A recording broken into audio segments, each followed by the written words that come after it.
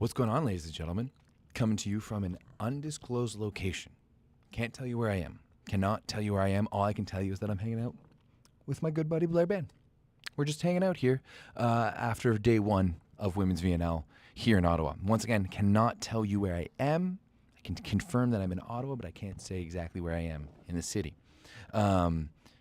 First day of VNL down in the books. It was definitely an interesting one. This isn't going to be a long one. I'm only going to talk about the matches that I watched today. I'm not going to do anything else in the VNL. We're just going to have a nice little chat about what I saw today. So obviously I watched the 3 matches here. Then I also at lunchtime watched USA versus Italy. So we're going to touch on all of those.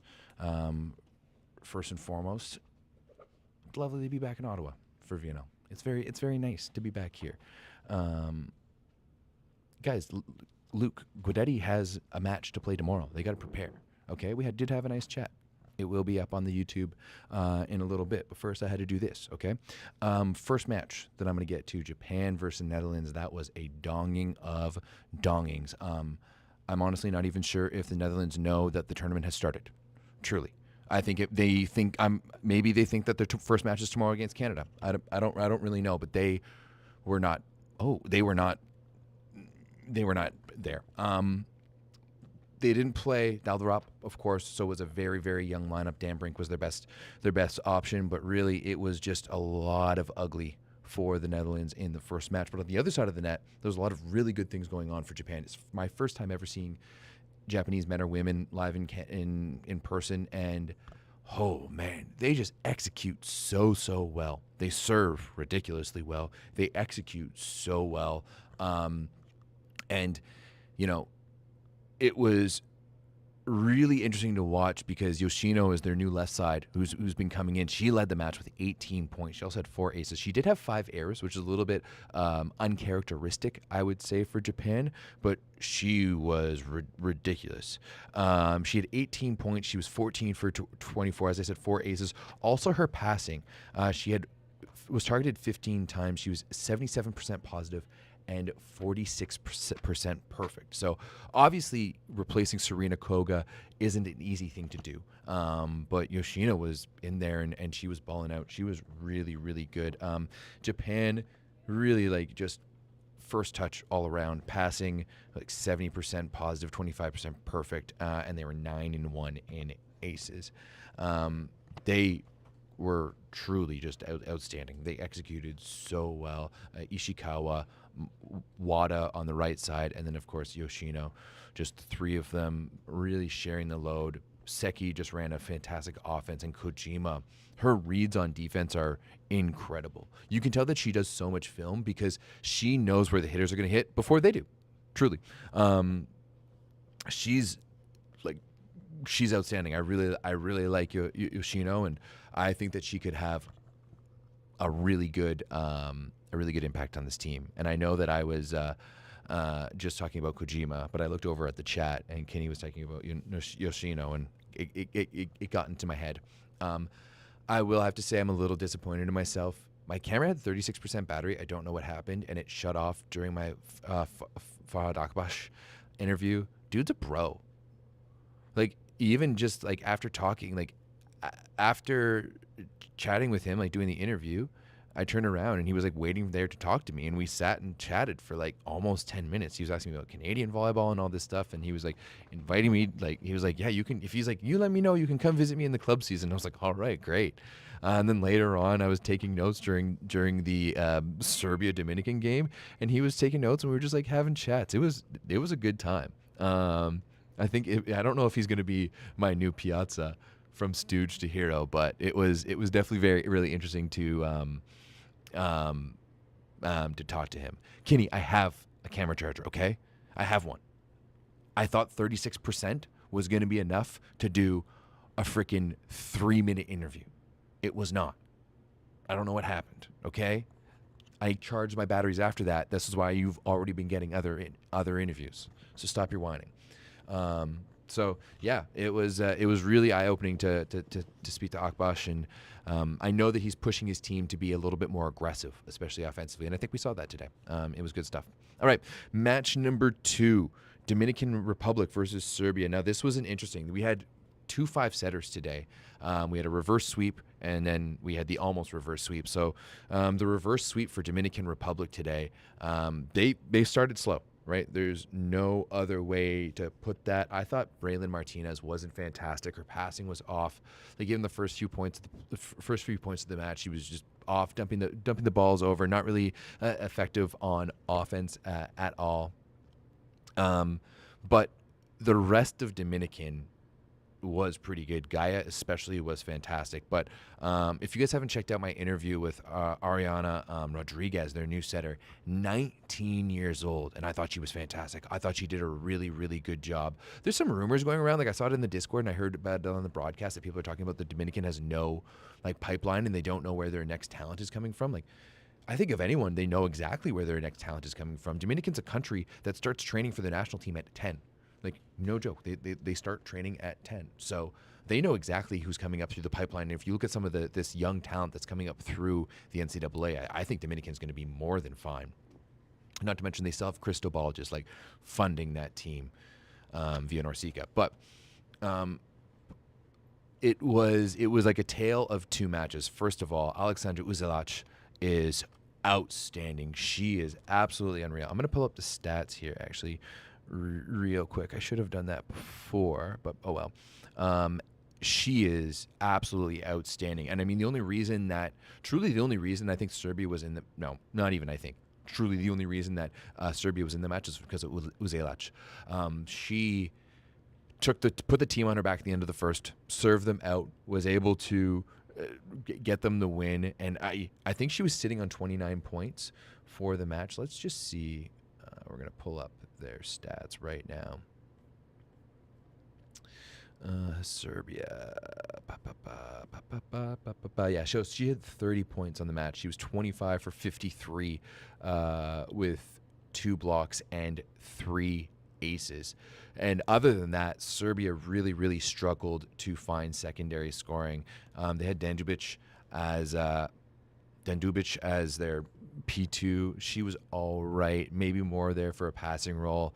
11 for 27, probably not good enough. She did have 3 blocks.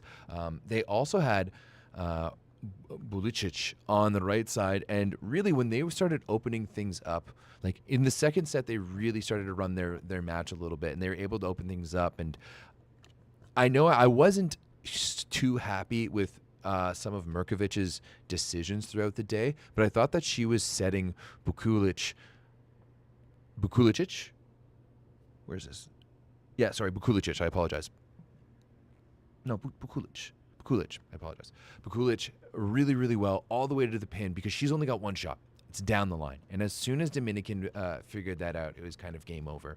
On the Dominican side of the net, they started with, as I said, Braylon Martinez and Matos. And Matos is a new player to this team. What's her first name again? It's not here. And you know what? I thought she was really good. She played for Fluminense this year in the Brazilian league, and I thought she had something to work with, but I guess their coach disagreed, pulled her off after the second set, and then in the third started Isabel Pena, or brought her in kind of partway through the second set as well. And ultimately it worked out for the Dominican. They were really, really good in the long game. Gaia was 16. Janiri Martinez was 16 in the middle. There was a certain point where they were just chucking up meter balls for her, and she was swinging away.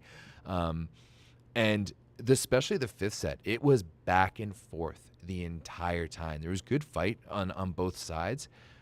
But at the end of the day, just the talent for the Dominican was just way too much. They're so physical. They're really, really physical. I was actually really impressed as well with their libero. Another Rodriguez. I think it's Yanaris. Please, if you're in the chat and you're Dominican and you can pronounce her name properly, let me know if I'm doing it Yanaris was really good. She's kind of like a lesser polished version of Brenda. Like, there's a lot of Brenda influences in her game without a doubt. And I thought there was some good things happening there with her. Like, there was definitely some pieces working for Dominican throughout this entire time. Um, back, I see you guys talking about Kajic in the chat, and man, she is something else. She really took over in that second set. In the second set, it was really about how Mrkovic could set that right side ball to Bukulic, and she was killing it. And then Kajic had 3 huge blocks, like massive blocks, and an ace in the second. And her ability to be down here and then up here fully pressed so quickly is outstanding.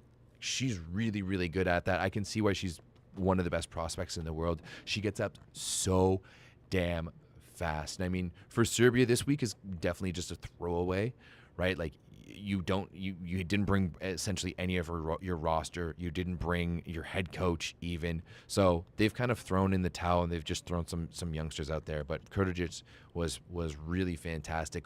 Uzelac, unreal. Like she, once again, 30 points, and she put the team on her back. She was the entire team today. Sorry, I'm just reading your guys' chat right now before I move on to the next thing. Trying to think if there's anything else from Dominican. We did see Tapia come in a little bit. I know she's super duper young, but I think the Dominicans got some good talent right now in the NCAA. So we can see what they can what they can do with it. Okay. I will talk now about USA, Italy, just briefly. USA was up by a whole boatload in the third. First set, second set, really just get blown away. Italy starting the VNL with their entire Olympic roster, basically. They're just going out there, double subbing Agono and Antropova. Like, one of them would have been enough. You really didn't need to bring both. Really didn't need to. Yeah, it was domination for Italy throughout 2 sets, and then I really thought that the American girls were starting to figure it out. And I people were tagging me in the Discord, me like, "Oh, Italy's starting to figure it out," and I was really I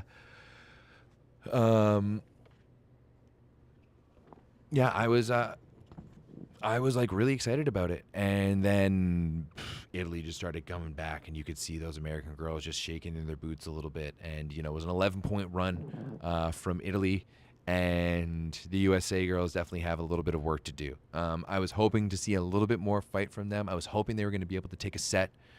Fortunately, they weren't. Some good things in that 3-dong for Team USA, but just a lot of things that need to be worked on as well. So there was definitely some good times. I thought Lidnicki was really good on the opposite there at the beginning of the match, and I also thought, was I impressed with anyone else? No, not really. No, not really. We'll just leave it at that for the USA women, because I've already been doing this for 15 minutes, and it's already too long. And I know, like, we could talk all day about why is Italy bringing this roster, but it is what it is. We don't have any control over that, okay?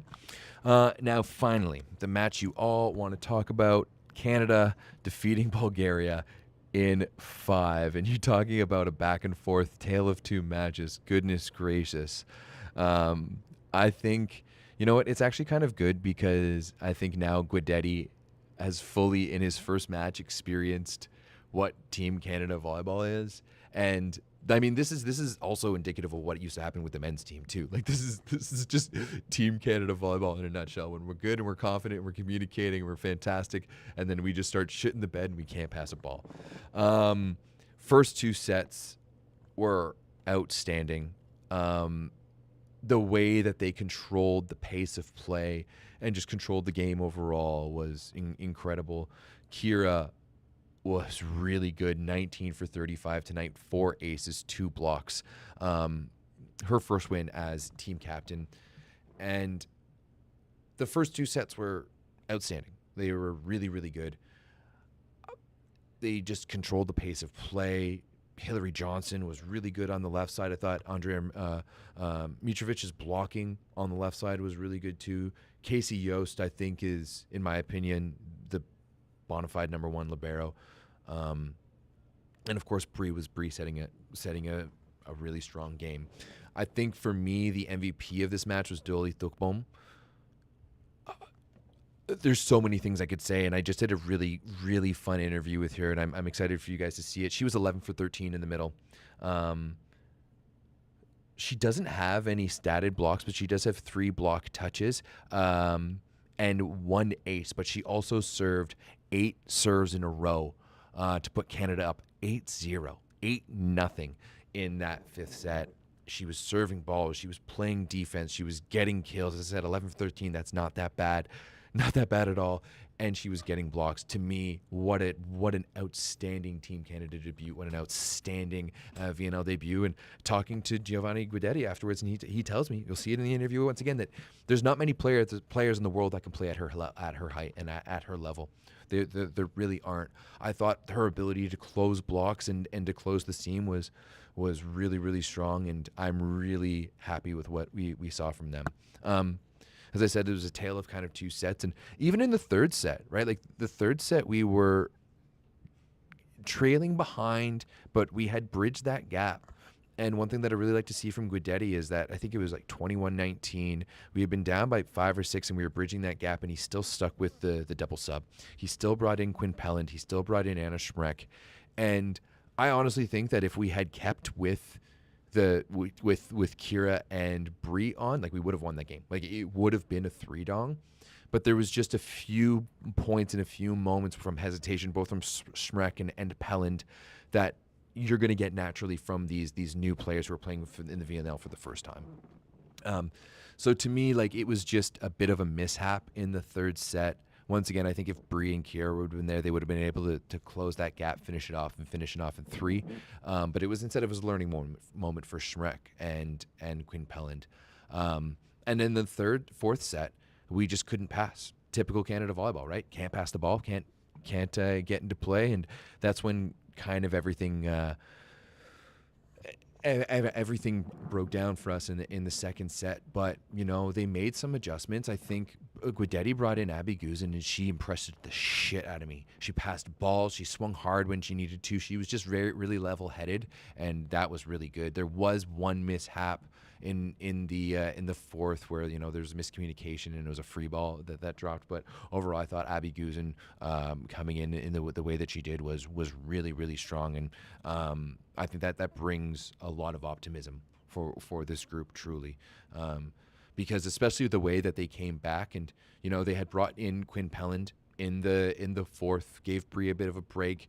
There was a few that I thought there was some plays on either side. There was a few plays I thought that she made outstanding plays, and there was a few that if Brie was out there, like, we would have scored. But I overall was really, really happy with the poise and just the way that she played the game. I was really, really impressed by Quinn Pelland out there. Both MRU girls, both Quinn Pelland and Dolly Thukbom were really good, and I was really impressed with them. But we came into that 5th set with a different energy.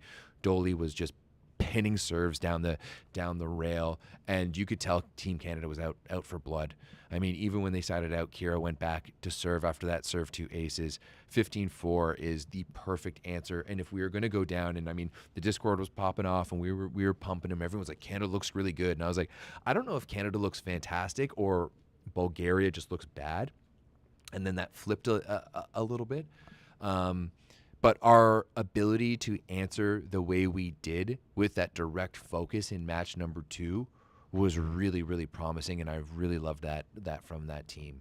And I really liked that, even though we saw some struggles with the double sub, Guidetti still went back to it. And he told me in his interview that, like, we're gonna have to try some things out, and that's how this team is gonna grow and learn. Have a good night. We'll see you tomorrow. So yeah. Overall, I think we played 3 fantastic sets, 1 lukewarm set that we maybe should have won, and 1 dog shit set. So, you know what? I'll take that. I don't think it's nearly as bad. If even if we had won, but it was like a close 5th set, I would feel way worse. But yeah, like I'm really happy with our answer in the 5th. And now tomorrow we have the Netherlands, which is going to be a really, really emotional game, I think. I think it's going to be it'll be interesting for sure. I'm really interested to see how they come out. But only 2 matches tomorrow, so I'm gonna figure out what I'm gonna do tomorrow. I don't know. I really don't know. We'll see. But yeah, I think that's going to be it for me. I don't really want to drag this on too long. My boy Matt Harris is messaging me, and thank you for everyone for watching. Really appreciate it. The fact that there's 120 of you right now in here is a little ridiculous. Like I know you guys have better things to do with your day, but yeah, really appreciate it. I'm probably going to be doing one of these a day, even though there's no Rob, but it just makes it half the time. Okay. Peace out, everyone. Have a great night. Love you all. See you tomorrow. Peace.